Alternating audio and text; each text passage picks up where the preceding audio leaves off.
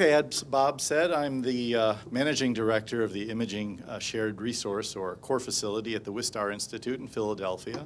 That's basically a cancer research center, although we do other things as well, but it's mostly at the level of basic research and getting a little bit into applied.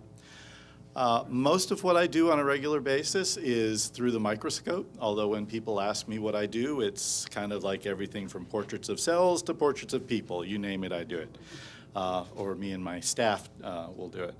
But every once in a while, we get a call from our development office or our PR office, and they have something a little extra that they want me to play with. So that's what I'm going to talk to you about today. Creative public relations microscopy. So there's an event every once in a while at Wistar called the SIPS Shmooze and Science event. This is for the Wistar ambassadors. They're a bunch of young entrepreneurial types. They're donors for the Institute, and they're sort of a group that wants to get our name, our brand out there and raise funds. So every once in a while they bring them to Wistar. They want to do something nice with them, and they kind of like our images. And so they say every once in a while, do you mind setting up a microscope and kind of showing them some stuff? I said, okay, we can do that. Give them a little talk. It's usually around the time that the Nikon Small World is out. We're one of the places that hosts the winning entries, so we have them up, and so as part of expanding on the whole idea of microscopy and art and science, I usually put together a little program for the ambassadors which brings all that together, so they have a good time. So this, a couple of years ago now, I was trying to decide just how to approach it, because every time I do it, I want to do something a little bit different. So we started thinking about what do we do, what do we work with at Wistar? Well, we talk about metabolism a lot and do a lot of work with mitochondria. That's good. We have a great gene regulation program. We're working with yeast a lot. Okay, yeast, that's good. All right, live cell cancer research. That's the advanced microscopy stuff. I'm going to talk about that a lot tomorrow. But okay, so yeast, microscopy, mitochondria, sometimes oxygen-free environments, you know, all right, okay, hypoxia, things like that.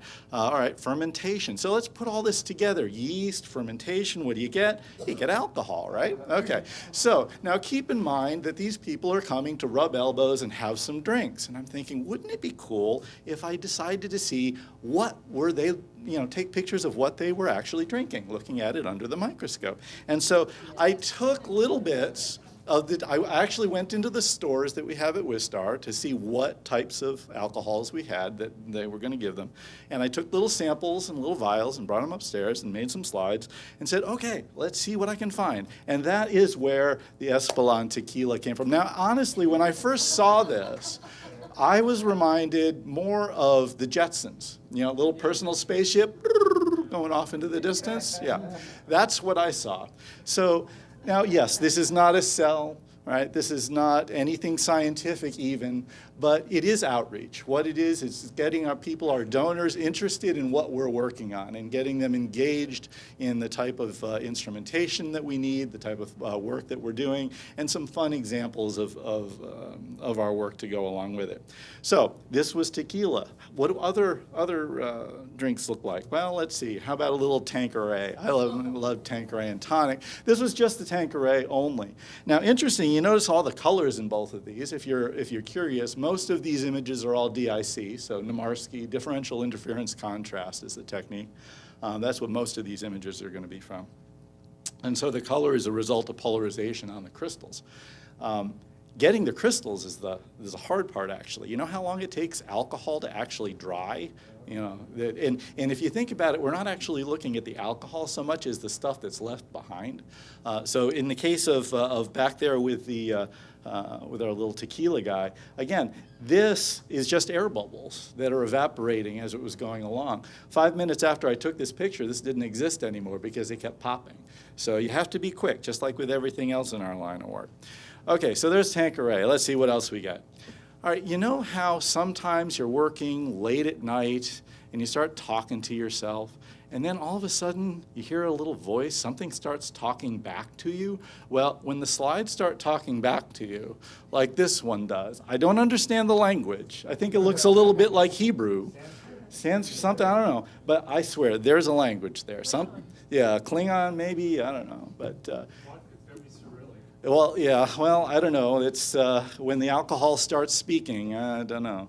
Anyway, so yes, that's a little bit of vodka. As it turns out, vodka gave me some of the best crystals. So a lot of the stuff that I'm looking at like this is also the same vodka, very feathery looking thing, and these big plate things, which as you turn the polarizers in the DIC, you'd get kind of a difference in the densities there. It's kind of fun.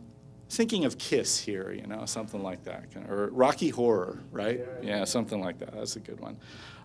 Little snowflakes coming down. Now, this is bourbon, on the other hand. This is wild turkey, so that's fine. I don't know. I look at this and I think I'm looking down at a Hawaiian island from above, or some kind of volcanic island. But you know, either way, the more junk in it, you know. So in other words, the worse the drink or the alcohol, the better the crystals. So that worked out pretty well.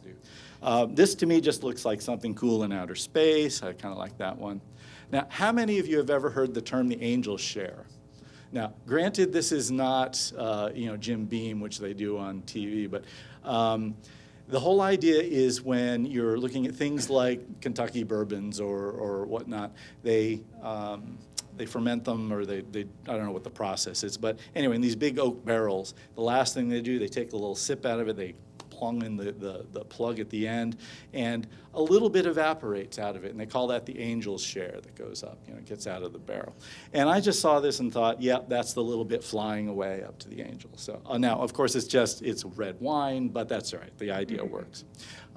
Again, most of these were DIC. The only one that was not DIC was actually back on, where'd it go? That one. Yeah, the Rocky Horror was Darkfield. In addition to things like the Wistar, young Wistar ambassadors, they start asking me to do other things as well, because those came out so they were very happy with them. So they decided to ask me to go to the Gala. Now, I don't know if it's a good idea to dress me up, but that's okay. So we have a Gala every year, and this past year they decided they wanted to have some microscopes there. So I had to truck a couple of microscopes down into Center City, which wasn't fun, set them up and try to explain to people what we were looking at and get them interested in the type of work that we were doing. But one of the things that we actually did was we took some of the better images on the right here, and we made some really nice gallery wrap prints and auctioned them off, so it was a nice way to make some money that way. It was October when we did this, so October, of course, breast cancer awareness, so I tried to add a little bit of color into that. Now, I'm not trying to glorify any cancer. They're all awful things, but sometimes you can find at least beauty in the basics. And in this particular case, working with the, you know, the compositions and the colors, we can come up with some very interesting and inspirational images, or at least that's what we were trying to do. Before that, we also tried something a little different. Now, melanoma is also not something to sneeze at, but most of what you're looking at there is melanoma, either spheroids or cross sections or little bits of other things. But we had a lot of fun putting together our melanoma turkey and saying Happy Thanksgiving out of that. They liked it so much that they asked me the next year to do a cornucopia. So. You notice in the cornucopia, if you look very closely, my image from last night, that's the, you know, the broccoli over here, something like that. The only image that's in here, see, so you have prostate cancer cells here. You have, this is an ovarian acinus. These are melanoma spheroids. Then this is actually from lung cancer, cross-section of lung. And down here is also part of the melanoma research study. The only thing here that's not cancer-related, these are pollen grains from the beak of a hummingbird. Anyway, just a little quick thing to show that even though we do work with serious things and we have to put a lot into our craft. Sometimes it's fun to just play around with them a little bit, and it's very useful to be used in that outreach application. So thank you very much. I just wanted to throw this up. This was my image from the weekend. I never heard of the clarity adjustment before. I probably went overboard, but I kind of liked it. Anyway, it's another thing. So it's kind of very, very misty and ethereal. Okay, so that's it. Thank you very much.